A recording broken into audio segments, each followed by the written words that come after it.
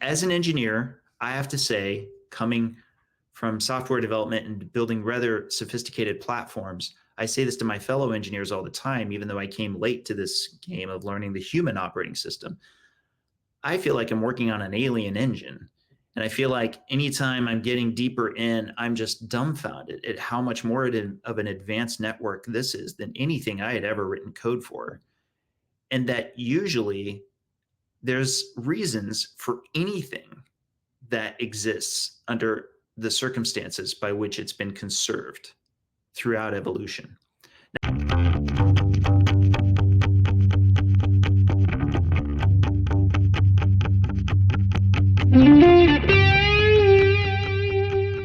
Welcome to the Recovery and Transformation Podcast, the show that links personal health with societal well-being. I'm your host, Samir Dosani.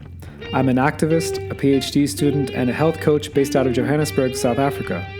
This show explores the root causes of disease and talks about how people are recovering and transforming every day.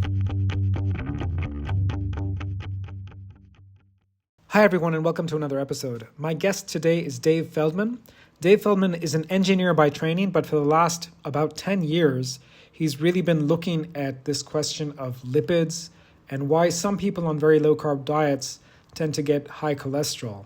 Now, in this conversation, we try to start at a very basic level, with sort of this is what the lean mass hyperresponder phenotype looks like, which is high LDL, high HDL, and low triglycerides, why this is fairly common when we see people who are burning fat instead of burning glucose.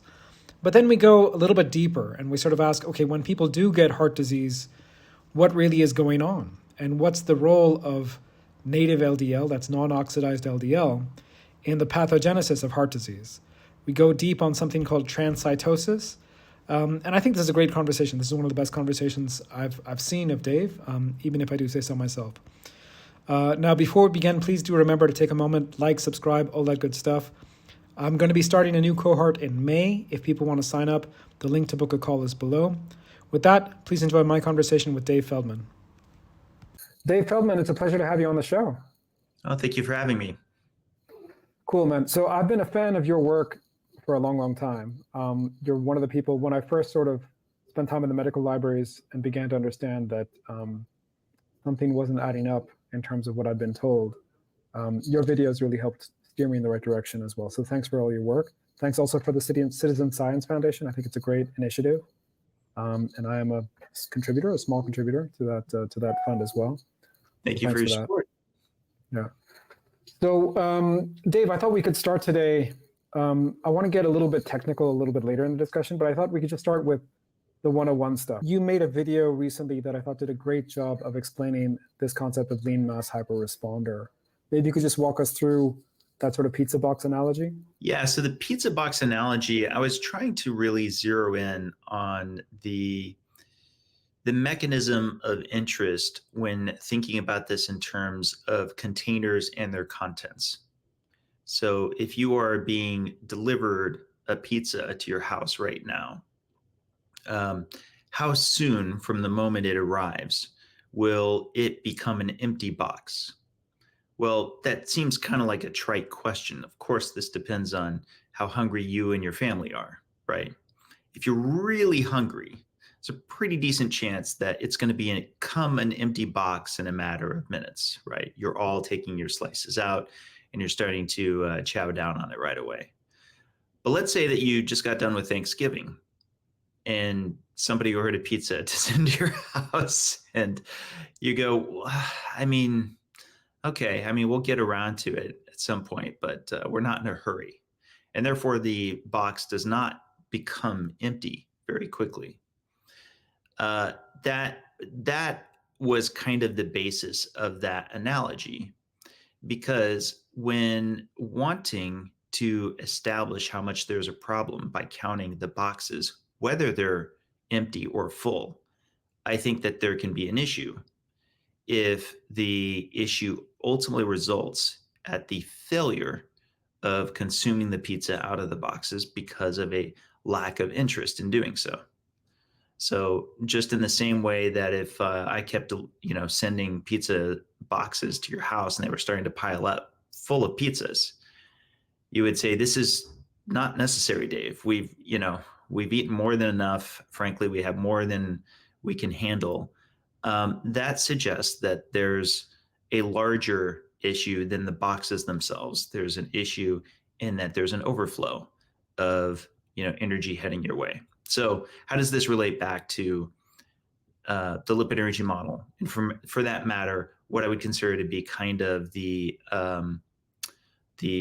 yin to the yang. Well, I think that lean mass hyperresponders, which are those folks who, like myself, have this triad of high LDL cholesterol, but also in combination with high HDL cholesterol and low triglycerides, that if you zero in a little bit on what's going on, well, the pizza box analogy was the box was like a lipoprotein, which are these complexes that carry our lipids. But of special relevance are triglycerides, which are the storage form of fat. And I liken the triglycerides to the pizza, what's inside the box, that is the lipoprotein.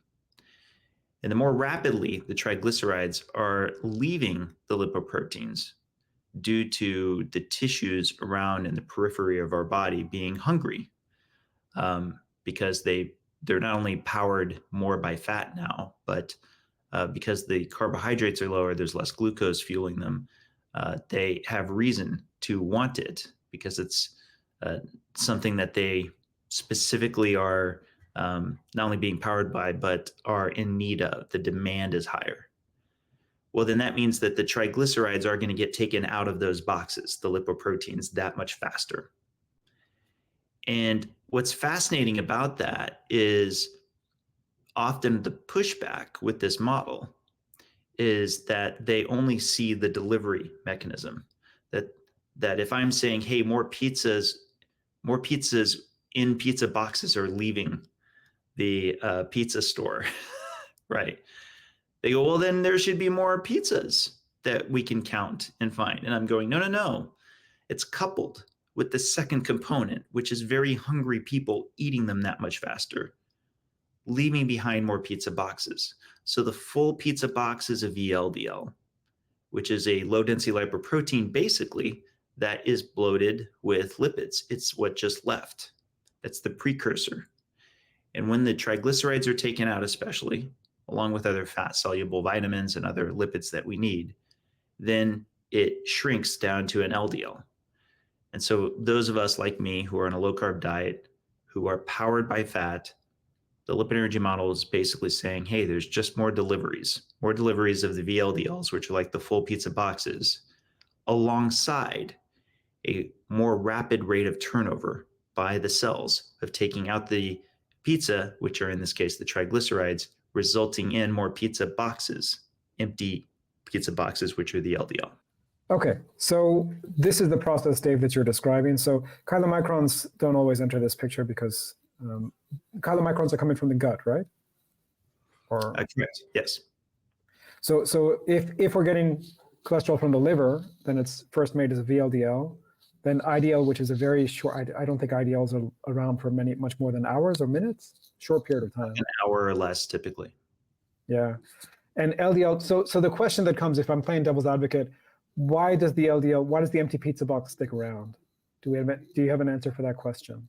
So just to clarify, the full pizza box was the VLDL, so it's got lipids in it, lipids which are measured as triglycerides. So if you take your blood work, and a standard cholesterol panel will do LDL, triglycerides, and HDL, and you see that the triglycerides are low. The HDL is high, meaning that actually there's some clearance of these things, of these lipids as well. HDL is what takes it back to the liver to be cleared. But the trigs are low. That means that we have the empty pizza box situation. So then the question that someone might ask is, why are so many empty pizza boxes hanging around? So a couple of things. First, a minor correction. If you're getting a basic lipid panel, what you're looking at are the contents.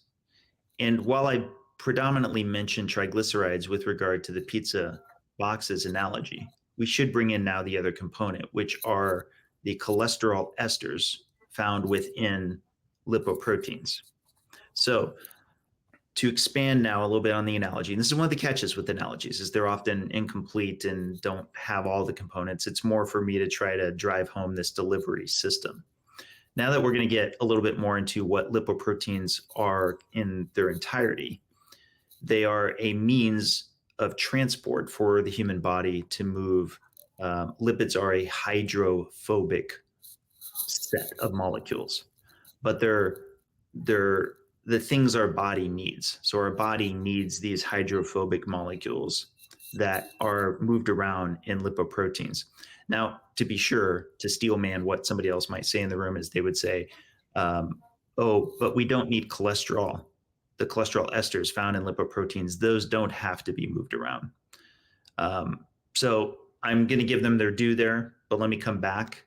Cholesterol esters, I like to say, ride share with triglycerides in these lipoprotein complexes.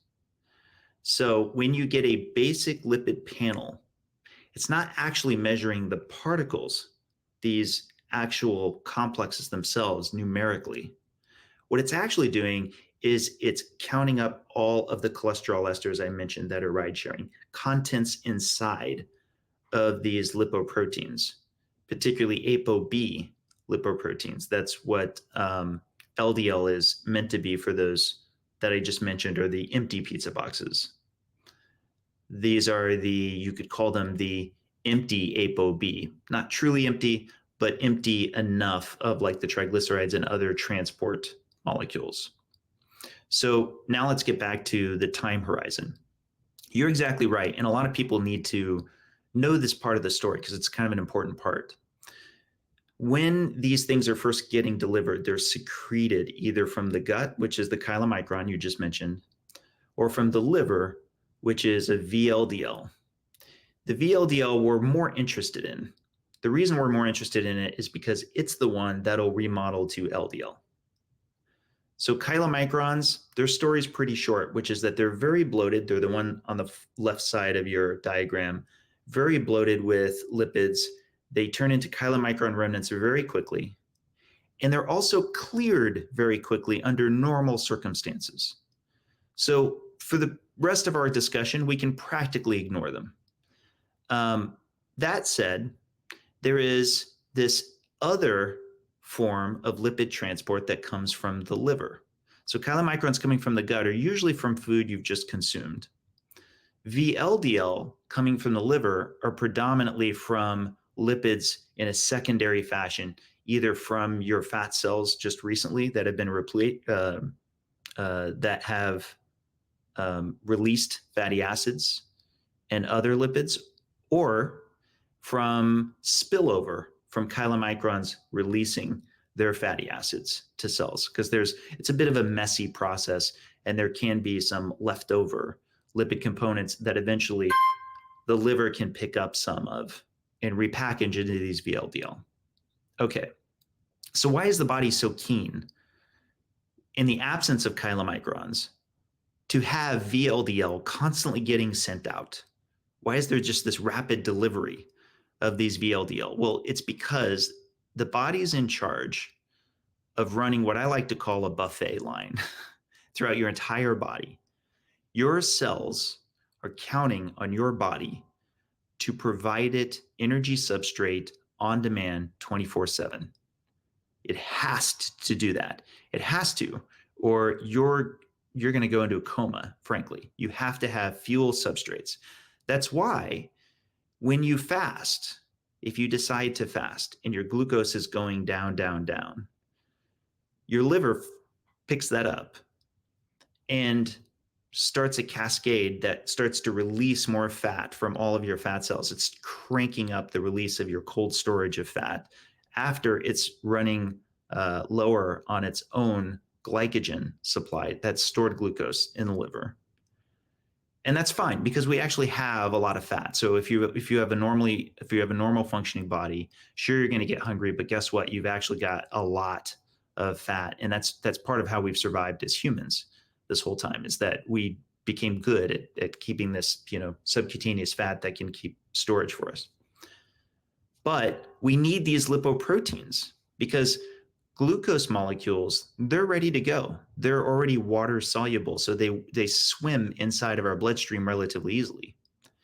Fat does not. Fat is hydrophobic. It requires some kind of carrier. And so our body, in its genius, makes carrier proteins like albumin, but it also has these bulk carriers, which are lipoproteins. Lipoproteins are the largest, blood soluble lipid carrier, and they are like tankers. They've got just tons and tons of these lipids. So, yes, the body is like, okay, well, regardless of the circumstances, we're going to always keep some amount of VLDL constantly secreting over and over again, particularly when it's between periods of times where you're eating. So we're making sure that that's ready and on demand at all times, right? But on top of that, if you're fasting, we want to really be sure that you have more than enough in your buffet line, that blood buffet, so that your cells can have access to it at any given time, right? Okay. So with that in mind, now we move into the timeline.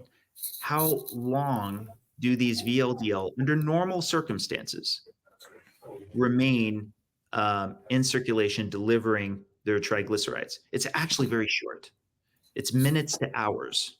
And I'm talking about both the VLDL and the IDL. In fact, I think you have it, if I'm seeing the resolution down here, it does show minutes, does it? No, those are sizes. Yeah, I think this is about sizes. I don't have the minutes on this paper, I don't think. Yeah. Basically, it depends on who you read and how they analyzed it.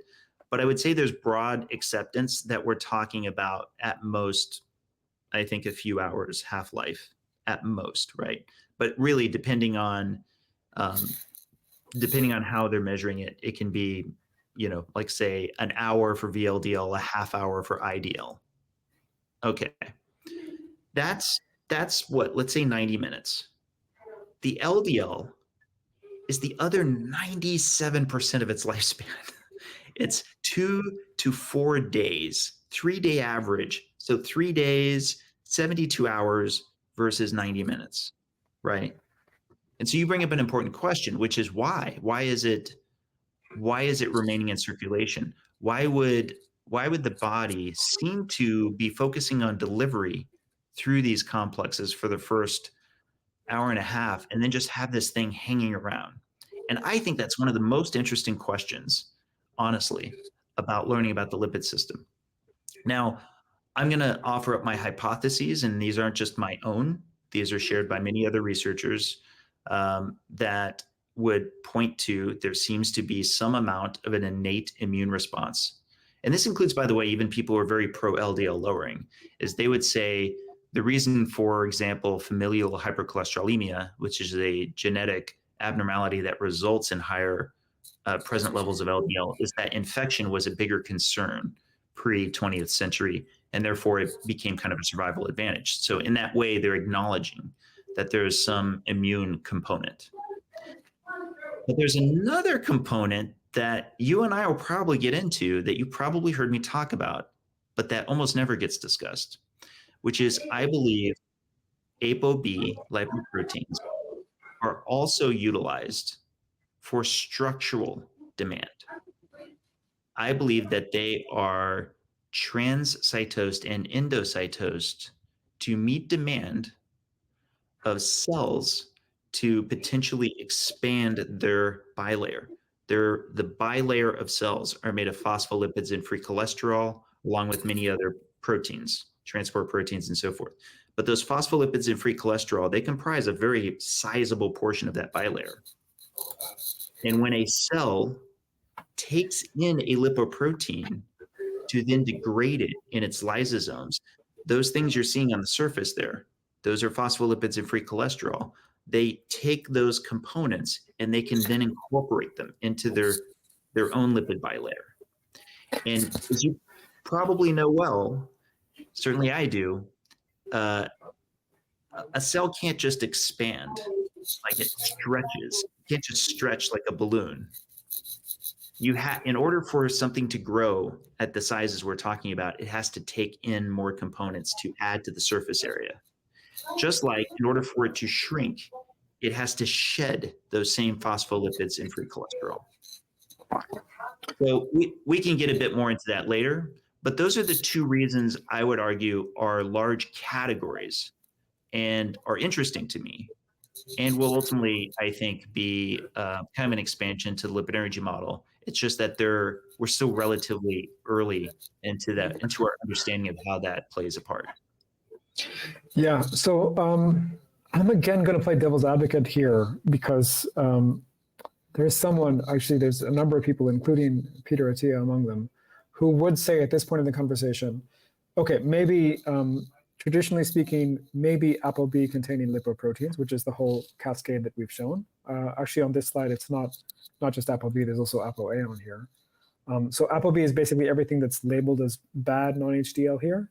I don't know if chylomicrons have an ApoB, but VLDL to ApoB 48. Okay, cool, thank you. But ApoB 100 is usually what we're talking about, right? Yes. And those are VLDL, IDL, and LDL. And then there's, so what I think Attia would say at this point in the conversation is, yes, it is possible. I don't know how much he would want to concede, but let's say that yes, ApoB containing lipoproteins can be part of an immune system, but everything that they can do can also be done by an ApoA protein, meaning HDL, in terms of the immune function. And when I first heard him say that, I tried to find evidence that it was true, and I just couldn't find any. Like, I don't know if it doesn't exist because that research hasn't been done. I don't know if he's looking at different research than what I've looked at. Do you have an opinion on that take?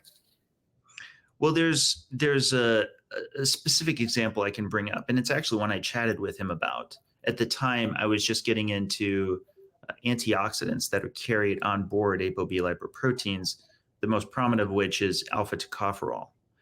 Alpha tocopherol is commonly known as vitamin E, but it's kind of important to recognize that it's actually situated in that complex, in the lipoprotein complex. It protrudes the monolayer. And there's I believe it's a helix exposure to the antioxidant. Now, if you learn about antioxidants, you find out they're technically also they're also a reactive oxygen species. It's just another way of kind of saying one that we have control over, if you will, right? It has an unpaired electron, but what's good about it, and the reason why it's technically an antioxidant, even though it's an oxidant we have control over, is if it can find another reactive oxygen species that we don't like, when the two come into contact with each other, the unpaired electron gets matched, and then both become non-reactive products.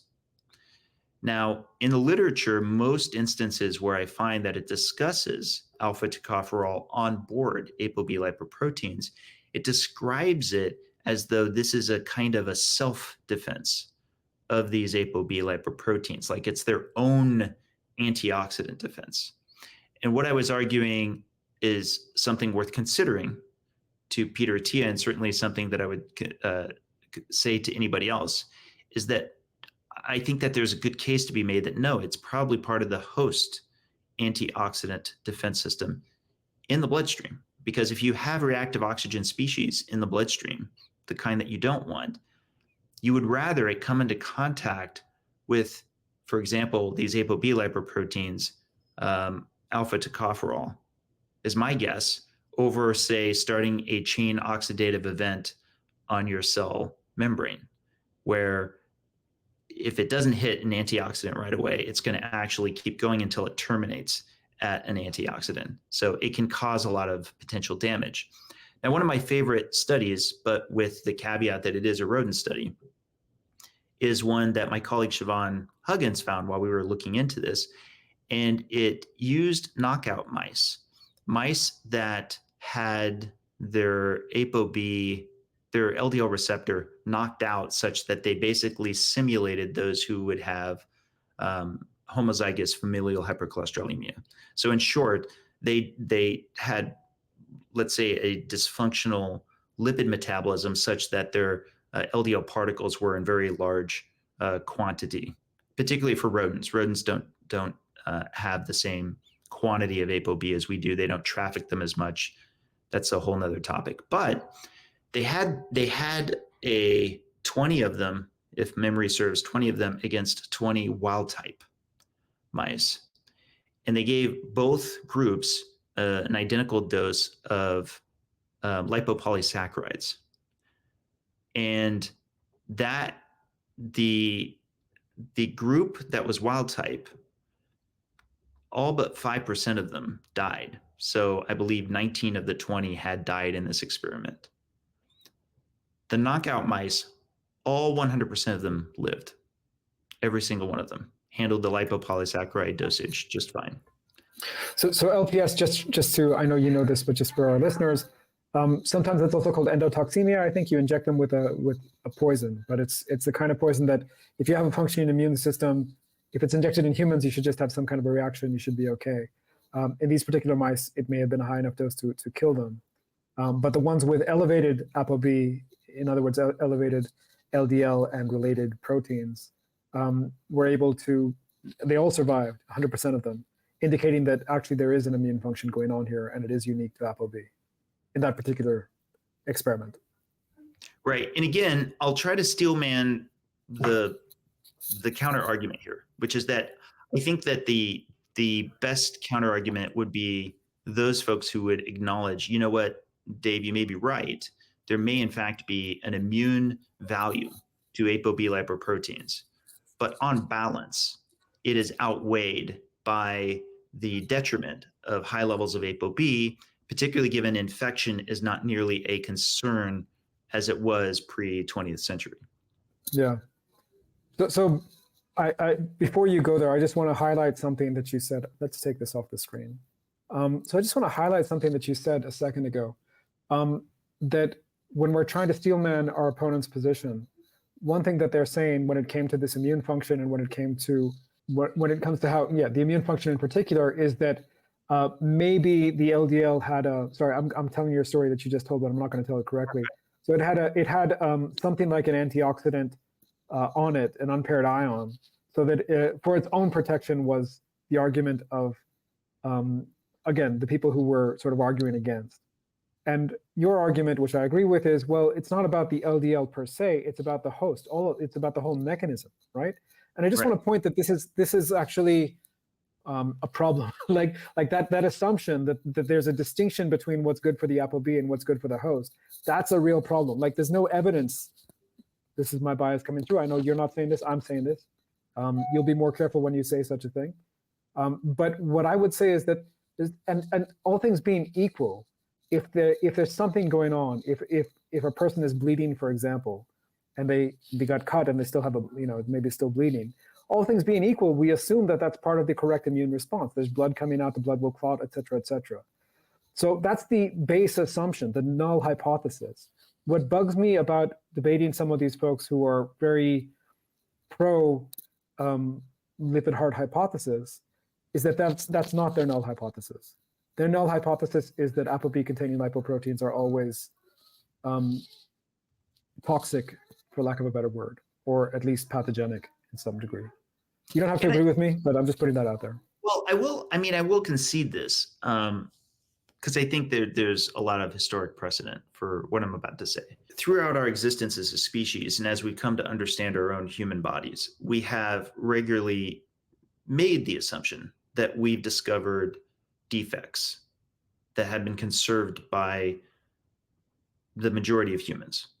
So have we discovered defects that seem to be mutations that are genuinely rare? 100%. Is there any defect that's been conserved and observed in the majority of humans that we've found a means by which to change through some non-ancestral means, such as a particular medication or something like that?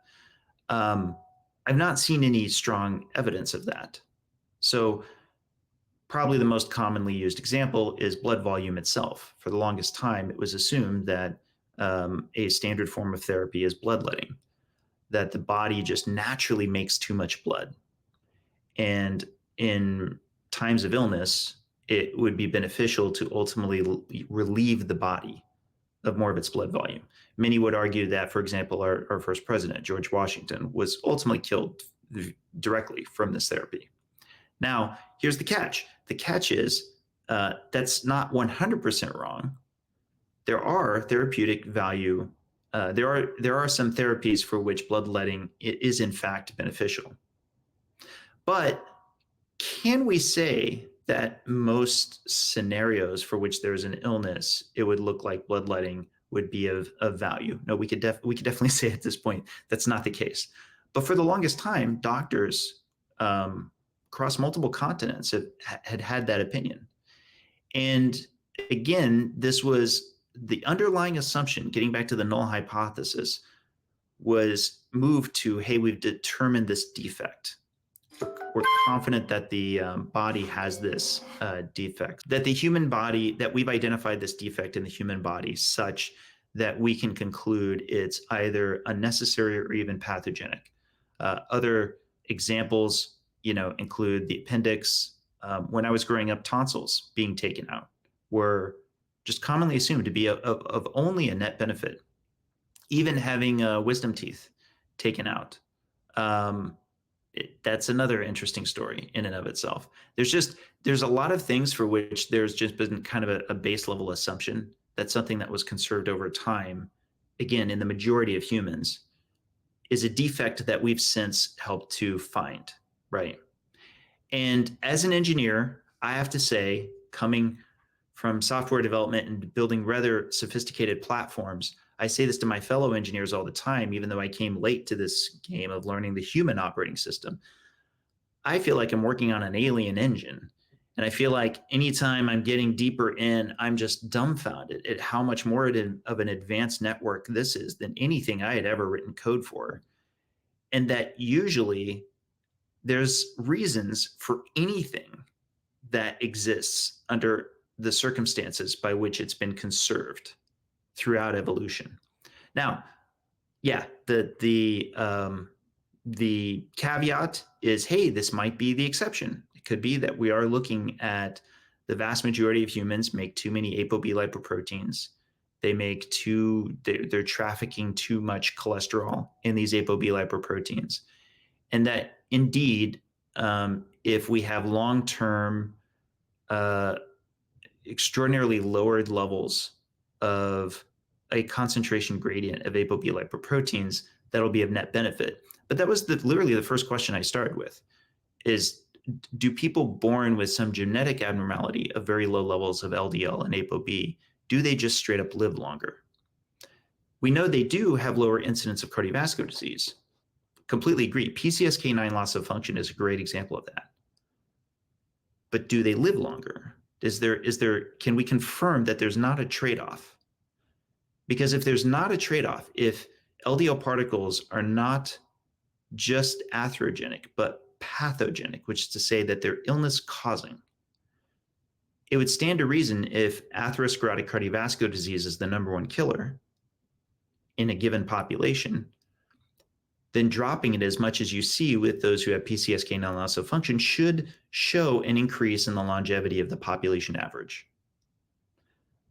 But as of yet, I've not actually gotten data that seems to substantiate that so far. Yeah, and just to be clear, Dave, I mean, you've had access to data. You've looked at some of the Framingham data, if I'm not mistaken, or some other big data sets. I haven't. I'd love to get a hold of the Framingham data. That would be great.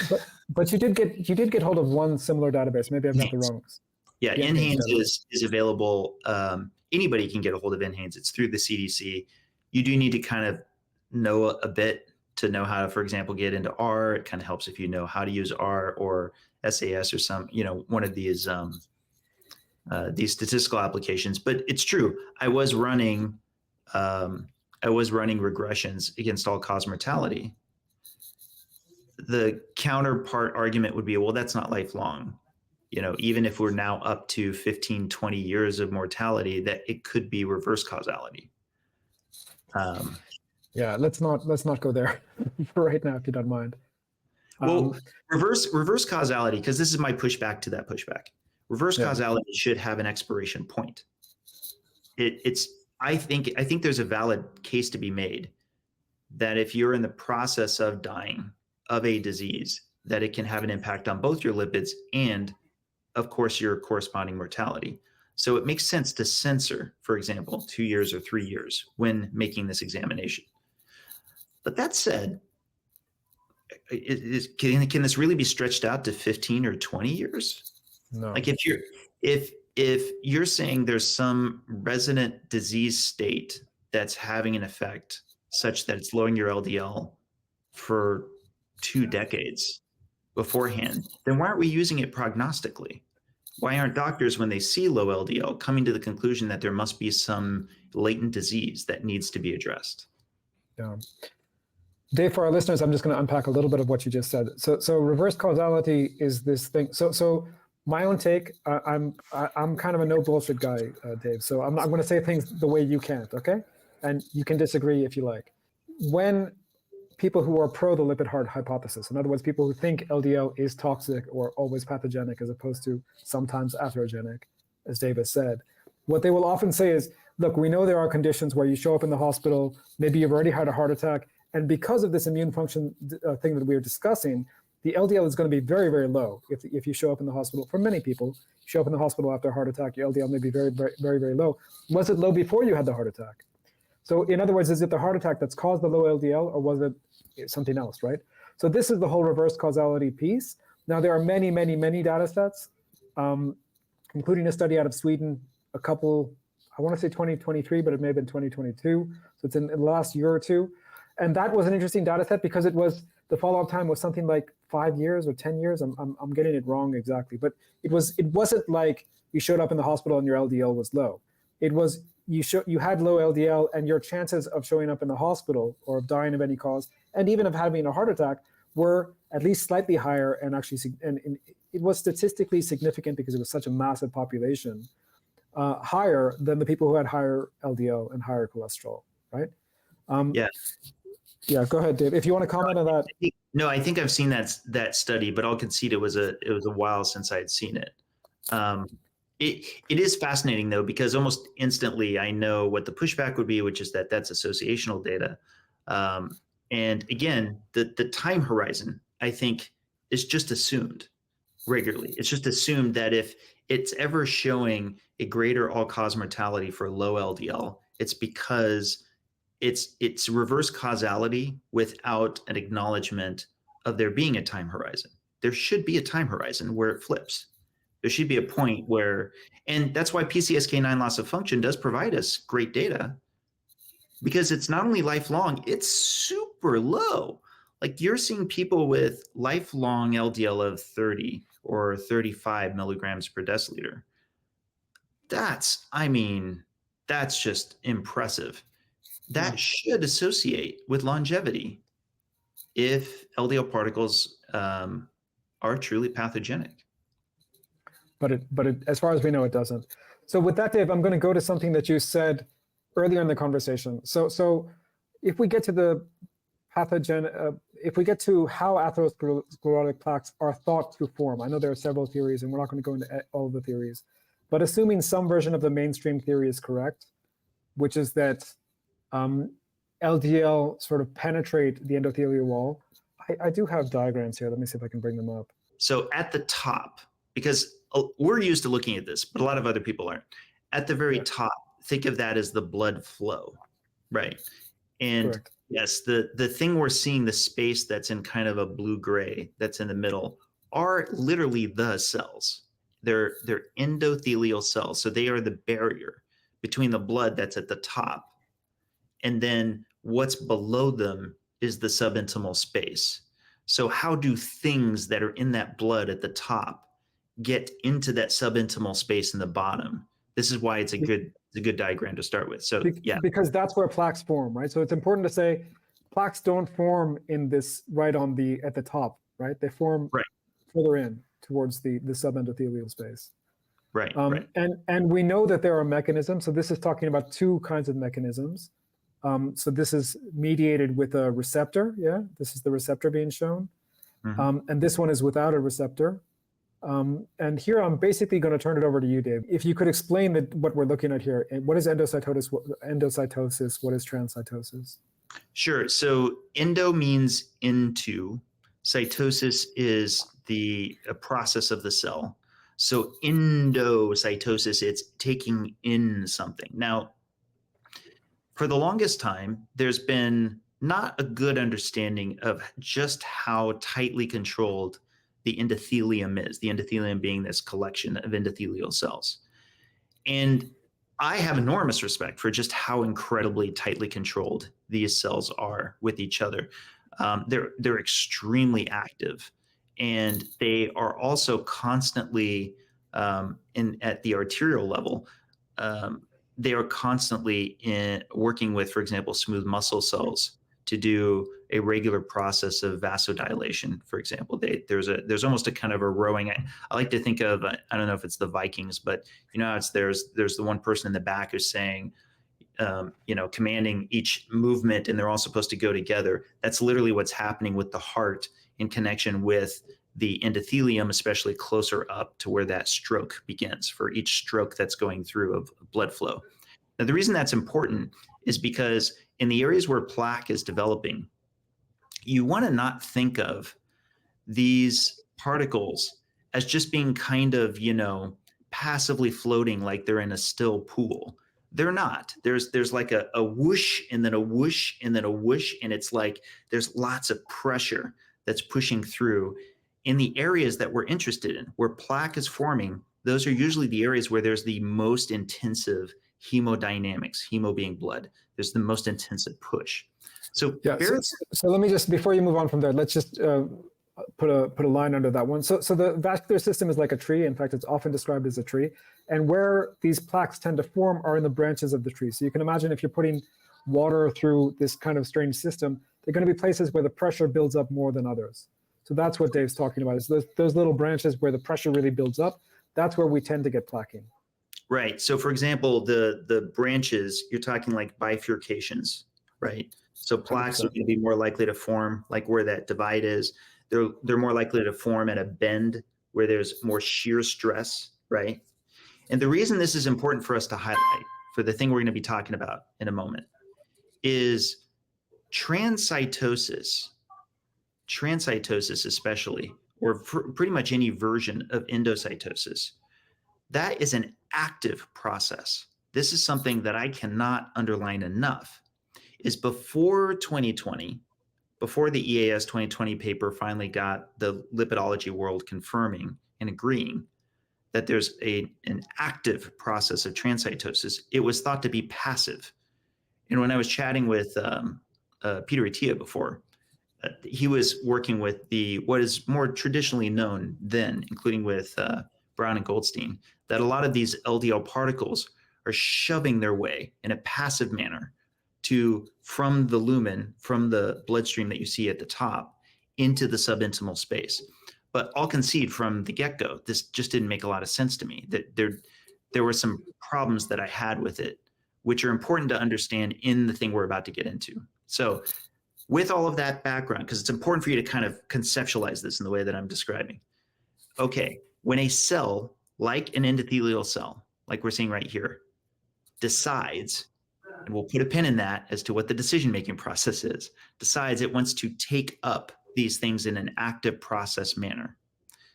What's happening under the hood is the brain of the cell, which is the nucleus, is transcribing these proteins that include both the receptors that you're seeing up there at the top. So they float, if you will, up to the top of the surface to then start attaching and mediating this invagination, right? On top so these of are the receptors. Right.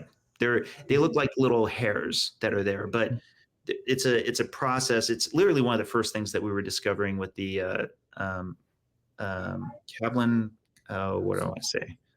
The coated pits. I'm forgetting the name for it, but these pits, and then what they're doing is they're collapsing in and then taking a hold, and that is the beginning of this endocytosis.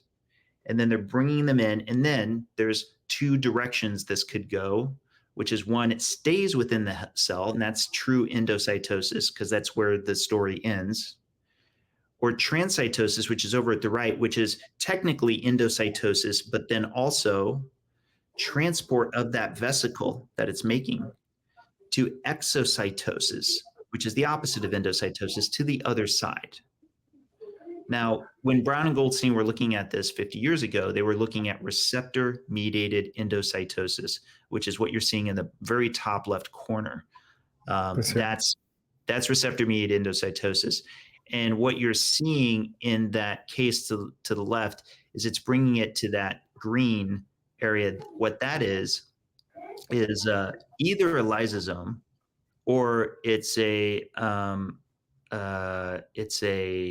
oh man, why is the name for a macro autophagism, a macro autophagism? I think I'm saying that correctly. But basically, what cells also do that we've only just come to realize is they literally construct a kind of package of things that they want to dissolve and fuse it with a lysosome. And a lysosome is like the stomach of the cell. It's acidic and it's got a bunch of enzymes and it can break apart a bunch of stuff.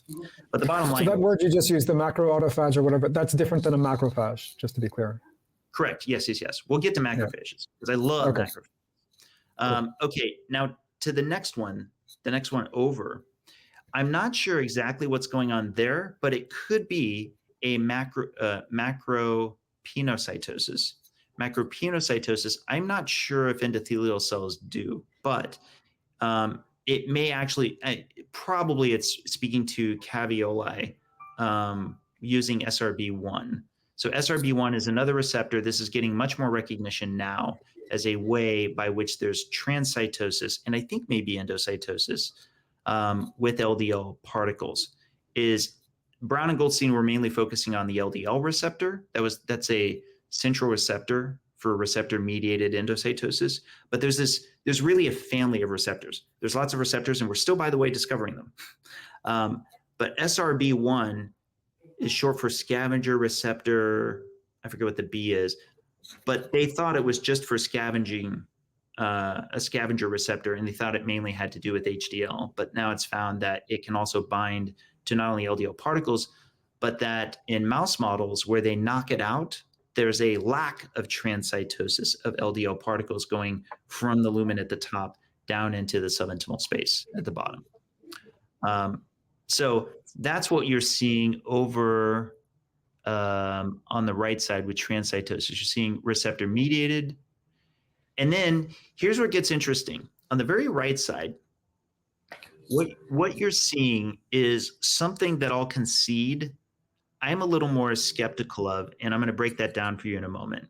And it's saying receptor independent. That looks like the passive version of LDL particles getting pressed through in some fashion in a passive manner from the bloodstream into the subintimal space. Now, let me explain why it is that I'm skeptical. The more that I learned about how tight, it's called a junction gap. It's the endothelial cells are joined, and that gap is very tight. It's between 5 and 10 nanometers. And it actually, I like to call it a zipper. It has like a whole bunch of transport proteins between those cells. It's extremely tightly controlled, except in one particular circumstance, which is that there's an inflammatory response.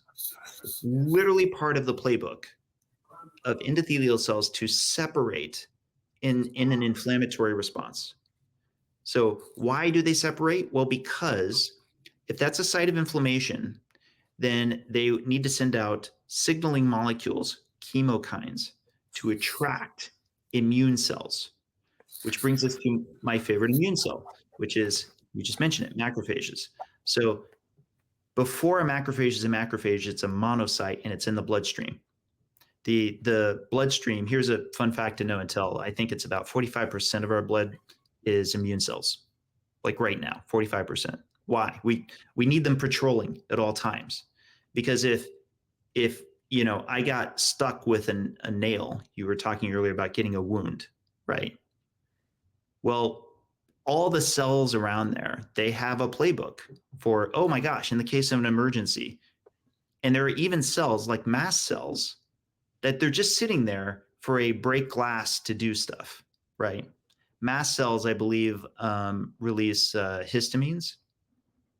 And histamines are part of those cytokine signaling molecules that are saying, hey, there's a problem, there's a big problem. And so they attract immune cells. Well, I told you about that whoosh of the blood of moving stuff along, right? Well, a monocyte is like speeding past these endothelial cells. How is it going to get into that subintimal space, particularly when it's so large? It's much larger than an LDL particle. Well, there's a process called VCAM that is kind of like speed bumps, if you will, that the endothelial cells express that slow it down and then get it close to these junction gaps that are now open so that it can get pulled in intentionally into the subintimal space, the scene of the crime that we're getting to, right? Once a monocyte gets into the subintimal space, it differentiates, it transforms into a macrophage. So a monocyte looks like what you've got up there, but a macrophage, like the M1 in the bottom left, is probably one of the most notable ones. It's more like an amoeba. It's got a whole bunch of receptors and a whole bunch of stuff. But this part's important, and I don't want anyone to miss out on it because it's one of the parts I'm most fascinated by. It grows to 5 times its size when it's differentiating into an M1 macrophage. Now, I just got done telling you earlier in this discussion that growth is a relevant piece of the puzzle, in my opinion, for structural demand. So is it possible that macrophages actually intentionally take up non-modified LDL particles as part of the innate immune response in the subintimal space? I think it is possible. I'm not going to hang my hat on it, but I'm going to say that structural demand is something I'm very curious about.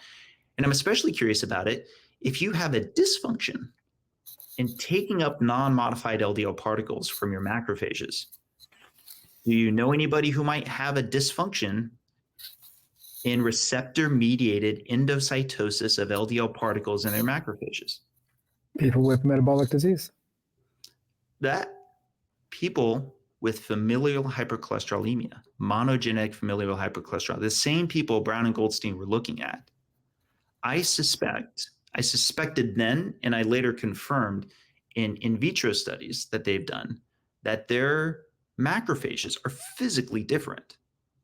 They have to express receptors differently, and they seem to be trying to do some compensatory version of expressing of the receptors. And I think that that's relevant for things like this very thing I'm talking about, for the potential of growing to reach the size. Because what a macrophage, it expands and it actually builds up its lysosomes internally. That, you know how I mentioned there's a stomach. That's because it's about to go on a grab spree. It's about to go and grab a whole bunch of stuff and assign it to get acidified, right? The innate immune response, I like to call it the dog pile. It's the innate, it's a, just dog pile it and let's not worry about the details just yet, right? Yeah, just because it's an emergency. Go where the cells are telling you chemically is the heat map of activity. And the immune cells are coming. They're like, okay, if I don't recognize it, I don't care. I'm getting it. And in a lot of cases, it's going to be things it does recognize. And it doesn't matter. It's too late. It's already brought it in. That's where the macropenocytosis comes in. So anyway, I know I'm getting a little bit into the weeds, but this part of the story is important to me. It's very important. Macrophages, they're now in the subintimal space, but you still have this other possible problem. In the scenario I just described, where you punctured, you've gotten a wound, the absolute most critical thing that is part of the immune response in a scenario where there's a breach, especially in an artery, is to close that gap. It's to clot it. You have to keep the hemorrhaging from happening. The more things are getting into the subintimal space, the more work is going to be required on the part of the immune response, particularly for these immune cells that you have up here, right? Yep. And so now we get to this pro-inflammatory versus anti-inflammatory yin-yang. And this is the part where I think you're going to probably agree with me. I don't love how the assumption currently is that when a macrophage takes up a modified LDL particle, it starts this inflammatory cascade, and it's described often as though there's no end in sight. It's almost as if it consumes something, becomes pro-inflammatory, sends out more cytokines to further the inflammatory response, and that there's no anti-inflammatory counter response possible. That's the way it's often framed. I don't believe that's the case at all. I won't say at all. I'll just say this. I'll say that I believe the vast majority of the time, under normal circumstances, all the things I just described to you, a macrophage comes in, or multiple macrophages come in, they are pro-inflammatory. That's a site of inflammation. Just like if there was a bridge that got damaged, we would send out a crew to try to fix it right away. Oh, is it damaged because there's bad guys there firing rockets? Okay, well, we also need the cops to try to like stop them. And for a while, things are getting worse before they can get better. But then when the situation is under control, it can get better. That process of getting to it's under control, now let's repair, I believe is happening in a vast majority of the time. Because the more you learn about the endothelium, the more you find that it's not a rare circumstance at all. That an endothelial cell, for example, is undergoing apoptosis, which is controlled, cell death. Cell death. It's not a damage, infarcts, tears. All of that happens all the time. We're unaware of it because we don't have nerve endings that are telling us every time. We couldn't focus in life if we were aware of every time. But we do know this. We know if you're, for example, born with a mutation where you don't have anti-inflammatory aspects to the clotting cascade, you'll get millions of clots and you probably won't even make it to birth, right? So you do see that there are these problems that are in this constant back and forth cascade. And you can have, for example, a site of inflammation in one area, and then downstream of that, not too far away, a site of anti-inflammation because they've already gotten this part under control. With that in mind, that has always made more sense to me as to why plaque accumulates into these areas for which there is a more difficult environment for the immune response to repair. So at these bifurcations, for example, right? I liken it to imagine the immune cell is like a roofer trying to repair the shingles on your roof. Does it have an easier time in California when the skies are clear? Yeah, it has an easier time repairing the roof there. It's fine. What if it's stuck in a Category 4 hurricane? And sorry, the roof is leaking. There's a hole in it. Well, okay, now it's time to pull out the duct tape and the plastic wrap because what can it do? It needs to jury rig something, right? Yeah, this is fantastic, Dave. So I just want to, in my own words, because I'm not exactly a layman, but I have nowhere near the kind of expertise that you do. So I just want to sum up what I think you're saying in my own words, and you will correct me where I go wrong. So we have these places where in most of the body, the arterial wall is fine, the arteries are doing okay. And we may have transcytosis because even in healthy parts of the body, like you say in California, even in California, some roofs need to be repaired at some time, right? Eventually it's going to happen, right? So there's always something going on, but it's very much controlled. There are places in the body, especially if you also have high blood pressure, especially if you're also a smoker, especially if you also have type 2 diabetes, et cetera, there are places in the body that are more like the Category 4 hurricane. And therefore the endothelium is constantly being attacked. There's an inflammatory response. Part of the inflammatory response is that these tight junctions, so tight junctions are they're literally on top of each other like a very well made house. Like the bricks are not, there's no gap between the bricks. They're right there. The tight junctions open up, and in that case, the body is triggering an immune response. The immune response requires macrophages. Macrophages are what causes blood clots and all kinds of things. They are a key molecule in this immune response. And in order for the macrophage to do their job, they're going to have to grow by 5 times. Like, again, I'm saying it in clear terms. You don't have to say it in these clear terms. It's the macrophage is going to have to grow by 5 times, and it's possible that what the macrophage needs in order to grow is unoxidized native LDL. Have I summed it up correctly? You have, and now we can fit in the last component. Okay. We now know if the junction gaps are open, given LDL particles are substantially smaller than the monocytes that are coming in. That's definitely a time where I believe LDL particles are coming into the subintimal space through that gap, right? But this part's really important. Hear me, I want to tell you this part. What also is happening in a state of an inflamed endothelial cell that I did not know when we started, but is now acknowledged in the literature, including with lipidology, is that an inflamed endothelial cell upregulates transcytosis of LDL particles.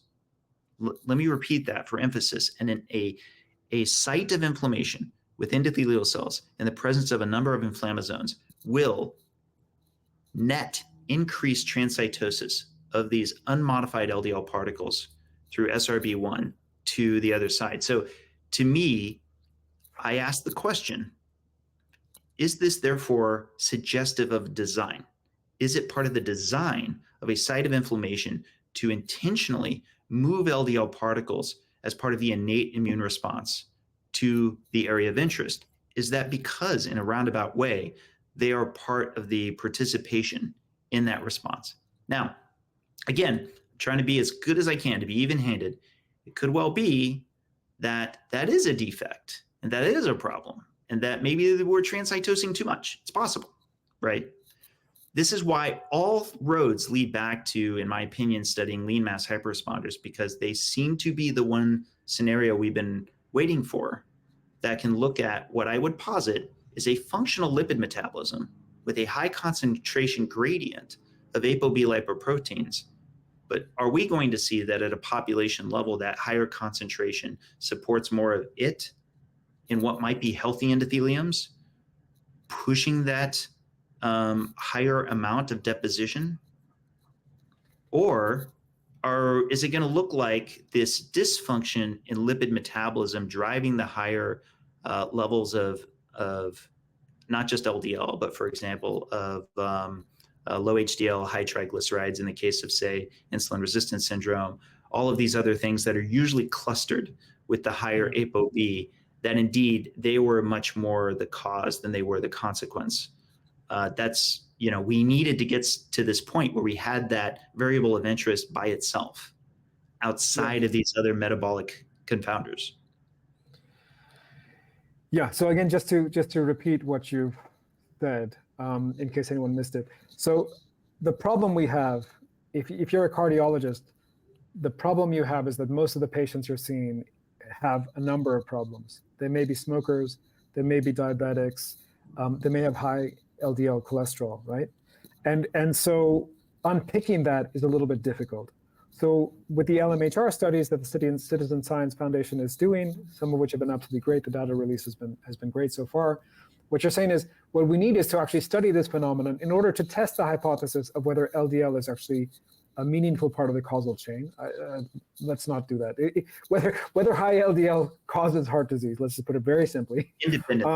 Independently, we need to take out the other variables. So we need to find a population that ideally doesn't smoke, or certainly doesn't smoke currently. I know there's some non-smokers in your cohort, or some former smokers in your cohort, and that doesn't have super high blood pressure, that doesn't have high blood sugars, et cetera, right? So in other words, the healthy lean mass hyperresponders. I mean, I don't know how many people in your group are like me, but when I was unhealthy before I was a lean mass hyperresponder, I was very unhealthy by almost every metric. And it's only, when I got healthy is when my cholesterol went my LDL went through the roof and so on. And I assume that's a pattern that you see often, right?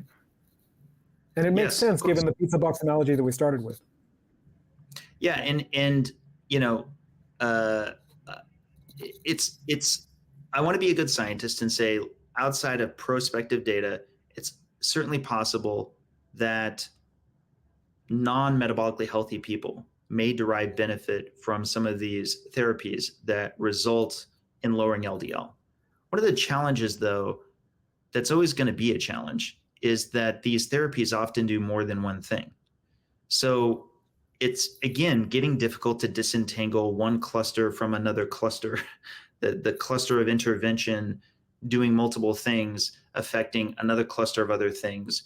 And when the other things in that cluster improve beyond just the ApoB. So for example, if your triglycerides go down as well as your ApoB, how much was the benefit from one versus the other versus them in combination? That's just a difficult thing to work with. But that's all the more reason why, again, I feel like lean mass hyperresponders have given us a scientific opportunity, unlike we've ever had before, to at least examine whether or not the LDL particles driving atherosclerosis is context independent, which is to say you cannot find a population. Take smoking. Would I currently assume that no matter how well you're doing in other aspects of life, that you're in worse shape than not by smoking 5 packs a day versus not smoke? 100%. I think that you're in worse shape if you're smoking 5 packs of a day, right? Now, if you told me, oh, you know what? I'll bet you I can prospectively identify a population that will follow. And as we follow them, we'll even do a matched control. They're going to be statistically no different than the matched control as far as outcome goes, right? In spite of smoking 5 packs a day for, however long. I would take that bet because I feel that confident that smoking is a net detriment, no matter what the circumstances. The only question is how long, right? But I would 100% take that bet because I feel that confident. Not that I would bet every single thing I own, but do I feel like I'd put up a sizable bet given what I've seen that meets the Bradford Hill threshold? Sure. While acknowledging the Bradford Hill threshold does not definitively determine causality, it does at least give a framework to kind of figure out how far along the needle is. And I think in the case of, for example, not even just heart disease, but specifically lung cancer, do I think that there'll be a higher incidence of lung cancer? Yeah, I would totally take that bet. And it doesn't matter how good that population thinks it is. It's hard to avoid. Yeah. So for those who may be new to this conversation, I don't think anyone's new to this conversation. Everyone knows exactly what you're talking about, but I will spell it out again. So the question is, look, we have in the Lundquist Institute trial that Dave has been doing now for more than a year, and I imagine that it's going to be out. I imagine you guys are going to be releasing data in the next couple of months. You can tell us soon when that's coming out. But in the baseline data that came out, we found that there was a matched cohort, the Miami Heart cohort, and there was the so-called keto cohort, the LMHR cohort. And what we found was there was no statistical difference between the plaque, this was CT angiogram, not CAC scores, CAC scores. So people who don't like CAC scores, yeah, this is not that. This is CT angiogram, high definition stuff. So we found no statistical difference. The trend was that the keto group actually had lower total plaquing, but it wasn't statistically significant. It was also the case that the keto group had been on, had elevated LDL, meaning I think it was above 230 or 250 was sort of the mean, somewhere in the median. Average of 272 for about 4.7 years of baseline. So that's what I was going to say, for a fairly long period of time, 4.7 years. So if the lipid heart hypothesis, as it has been articulated even by people on this podcast over the years, if it is the higher your net exposure to ApoB over the lifetime, you would expect to see something going on with 4 years of super high LDL. And Dave's analogy is, well, forget about the LDL for a second. If you got me a group of people who were smoking 5 packs a day and you compare them to non-smokers, we would definitely, everyone sitting here would definitely think that there would be a difference. Whether you're measuring heart disease, whether you're measuring lung cancer, whether you're measuring all-cause mortality, frankly, even in a year or two period, you might expect to see a death or two in the smoker group, right? Yeah, so, I mean, so oh, good. no, I'm just saying that it's let's see the data drop. But I mean, I sort of know what the data is going to look like, and you obviously do know by now, I'm assuming. But we don't, when we don't see that difference, then again, it's going to be back to the LDL hypothesis guys, and they're going to have to make that counter argument. Yeah, again, the big question wasn't whether our data would knock out the entire lipid hypothesis categorically. It's whether or not the lipid hypothesis itself is categorical, to where you could just say, look, all things being equal, we feel confident that high LDL, no matter the circumstance, will associate with a high formation and progression of plaque development. Now, again, me being Steelman, person who's going to bring it in, if the goalpost is now, okay, actually, we'll go ahead and acknowledge that these folks that you're examining are indeed relatively low risk, but it's suboptimal. It could be if they had all the same things, but they just had low LDL. They would have substantially lower risk, but the substantial part is not something that can be detected in 4.7 years, even with high resolution CT angiography. I would say, okay, but that's already an important difference from when I started this research. Because to put it rather plainly, if you were just to describe our average as a patient walking through a clinician's door right now, imagine a patient walking into their doctor who's, most of our participants are male. The average age was 55. But imagine you're male, you're 55, you're walking into your doctor's office, and all your other markers are fantastic. Your cardiovascular disease risk is low by every measure, except that your LDL is 272. I forget the exact number, but I think total cholesterol is like 348, right? You would be considered a high risk. In fact, the existing guidelines would say that you should be on the maximal dose statin. And when I say this, I don't want to suggest that I know that you're not. What I will say is that even the researchers I'm working with would say, well, the next step is to just see if you have existing heart disease. That was what both Dr. Budoff and Karam Nasir have said multiple times. If we find that you going on a ketogenic diet shows that you have high LDL, a good next step is to find out if you have a CAC of more than 0. If you have 0, a lot of physicians are going to feel good enough there to say, well, let's keep monitoring it. I'm not sure I'm going to feel comfortable with you having a high LDL, but I'd prefer you at least continue to get heart scans. Like, for example, a CAC can be repeated again if it's 0 to like 5 years. There's some studies that suggest that, for example. For sure. Again, everything I'm saying shouldn't be taken as medical advice, but I am emphasizing how this is radically different than just the 8 years ago when I started this. 8 years ago, I could have walked into a bar at a lipidology conference and said, here's our population.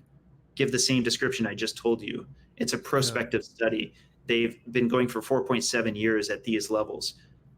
Do you think against a matched control, they would show greater progression of plaque in comparison with CT angiography, which gets down to like 1 millimeter of plaque detection spatially, or even less in some cases? I think they would all take that bet. But now a lot of these same lipidologists, they have their own population of lean mass hyperresponders in their own cases. And again, just to reemphasize, I'm not saying that I think we know everything we need to. This is still just the first step. We still need to find out more.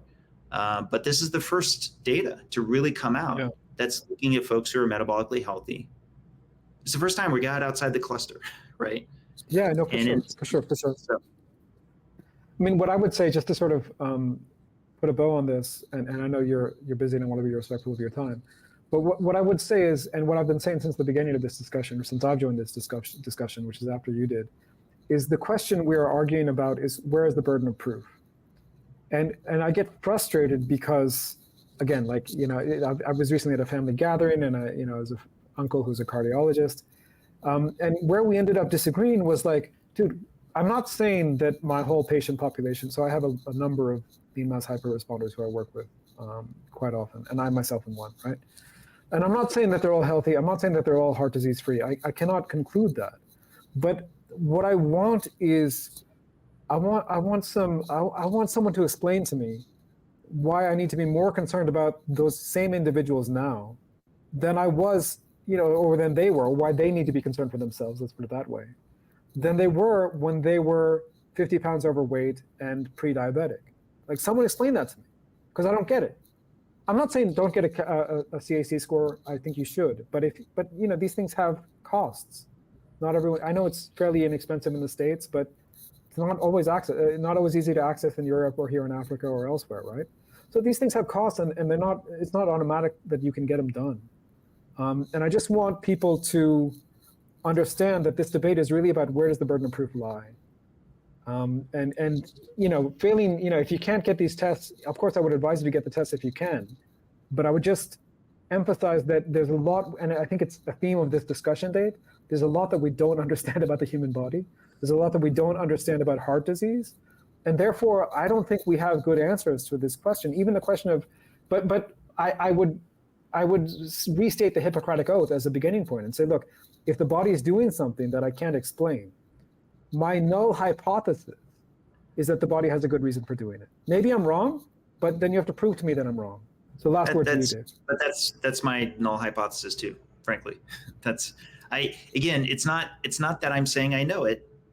It's that it's where my default is we seem to be not only impressively designed, the human operating system, as I like to call it, but I gotta say, as track records go, the number of times we as a species have felt like we've identified a defect versus the number of times where the body's proven after the fact that assumption was misplaced.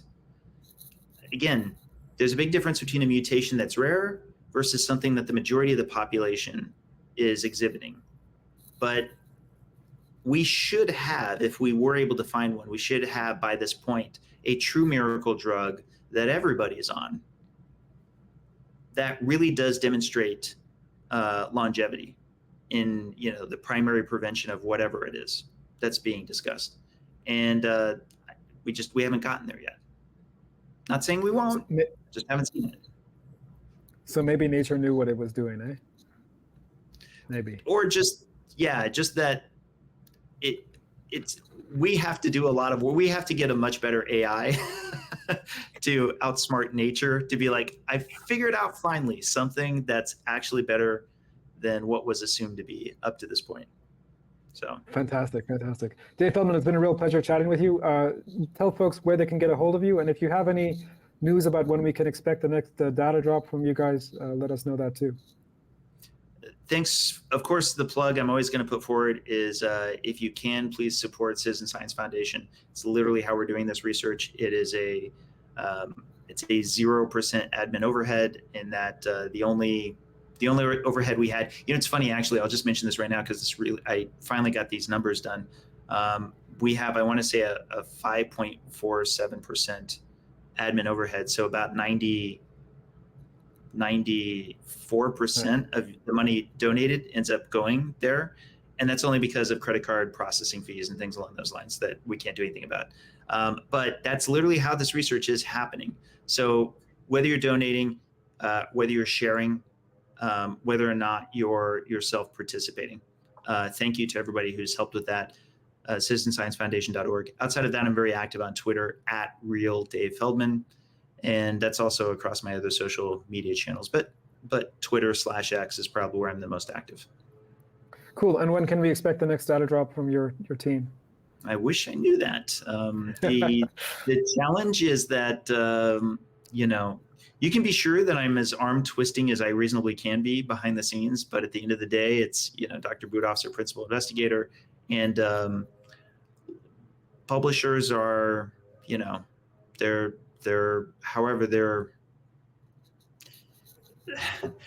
trying to find a delicate way of putting it. I'll just say that there hasn't been a huge hurry to publish the data that we've been putting out thus far. So it's a process.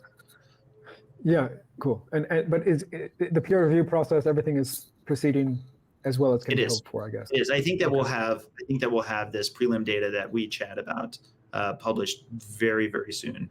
And of course, the final data that's getting worked on right now. So hopefully we have something for that. Fantastic. Dave Feldman, it's been a real pleasure. And I hope to do this again sometime. Likewise. Thanks for having me.